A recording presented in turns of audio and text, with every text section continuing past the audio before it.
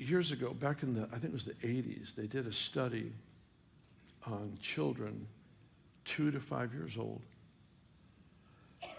And they found, was it 98? Do you remember the statistics, Michael? 98% of them, 95%, we'll say 95%, were estimated in this testing they did, estimated were creative geniuses.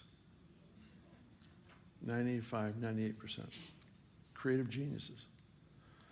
They tested the same group when they were 10 years old, and it had gone down to, I won't get the numbers exact on this one. It had gone down to like 50%. They tested the same group when they were 16, 18 years old. It had gone down to 12%. And then they tested adults with the same test, and it's all the way down to like 2%. Something happens to rob people of the creative genius. It's actually part of our design. And it's the curiosity of a child. And it's the curiosity of a child. They don't look at building a fort out of this box thinking they're going to fail. They build a fort out of the box because that's what they're doing. And it's just that there's just a different approach. And yet Jesus talks about us becoming like children. And part of what I think he's after is that creative genius, not so that we look like superstars, but so that we return to Proverbs 25, verse 2, and we become the kings in God's perspective. The kings that search out a matter, because the mysteries have actually been hidden for us, not from us. And the answers come to people that have quieted their heart. The reason the enemy likes to keep us so distraught and anxious is it cuts off our ability to hear. It's much harder to impress us because we're in survival mode. We're not in creativity mode. And when we're in survival mode, we're looking for just the answer to deal with this problem that's bothering me. How do I get this bill paid? How do I get this relationship restored? And it's not that those things don't matter. It's just that our anxiety doesn't add to the solution. Hey guys, we'll be right back to the message. I just wanted to let you know that Voice of the Apostles, one of our flagship conferences, is happening soon. We have amazing speakers, including Bill Johnson, Heidi Baker, Dr. Randy Clark, and many others. We'd love to see you there in person, but if you can't make it, you can also attend online. Click the link to learn more. Now back to the message. Our anxiety just reveals what measure the inferior world has on your thinking. Anxiety reveals the measure of impact that exists from this inferior world, because that's the birthplace of anxiety, is having no answers, no solution, without Christ at the center. What I love about this whole subject, this whole concept of the renewed mind and the mind of Christ and all these peripheral subjects and issues, is that it's a tool that God uses to usher in the reality of his world into this one. I mean, that's the whole point, that you may prove the will of God. That you may prove the will of God, which is what? On earth as it is in heaven. There's something about the renewed mind that creates a context. It's the surrender of the thing that messes us up so much.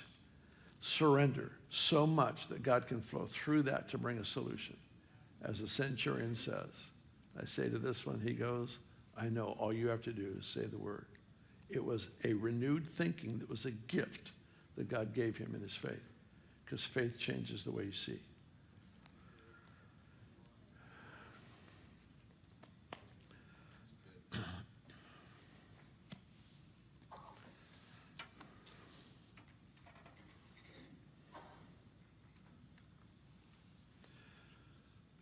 That whole appeal that the enemy made with Eve was,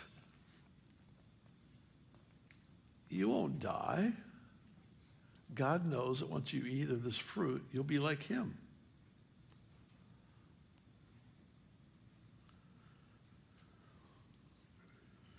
The appeal was for knowledge. The appeal was for wisdom. The crafty one, the prudent one, the sensible one came in to talk sense into the one who wasn't free to do whatever they wanted. See, freedom isn't doing what you want. Freedom is the ability to do what's right. Freedom is enablement. Freedom is the result of the influence of grace. Grace enables us to live like Jesus. Any definition of grace that doesn't take me into living like Jesus is the wrong definition of grace.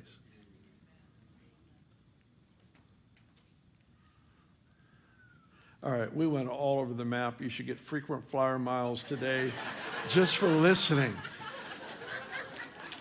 All right, let's go ahead and stand.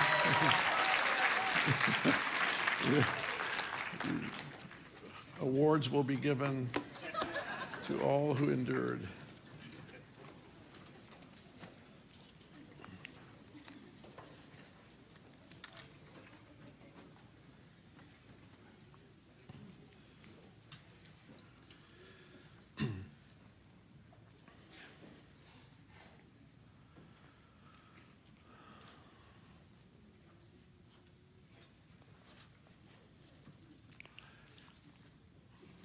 I got 3 minutes. I got three. I got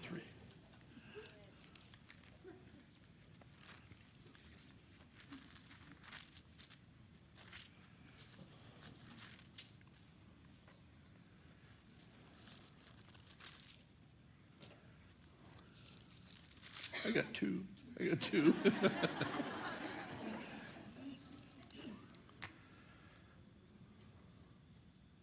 They multiply the food. The next scene, he sends his disciples into a boat without him. They get into a life-threatening storm. They're afraid they're going to die. And it said, and Jesus came walking on the sea, calmed the storm. And it says, they were greatly amazed in themselves beyond measure and marveled, for they did not understand about the loaves.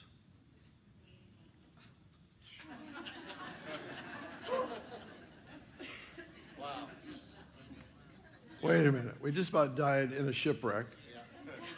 And you're saying it's because we missed the lesson of the loaves? Did we not do everything you said? Yes, you did. Were the multitudes fed? Yes. Did you take the credit? No, we gave you all the glory. What did we miss? Come back next year and we'll tell you what it is. No, I'm teasing. What they didn't take into consideration is Jesus, let me put it this way, the food didn't multiply at Jesus' hands. It multiplied at theirs. That's right. He didn't throw the bread in the air and say Shazam and create a big pile of food. What did he do? He distributed it to the 12, and they in turn had to give it to the people. They didn't realize that when Jesus said, you feed them, there was enough power of heaven backing that decree that would enable them to feed them. That way of thinking would have changed their view of the boat ride. Because Jesus said, you're going to the other side.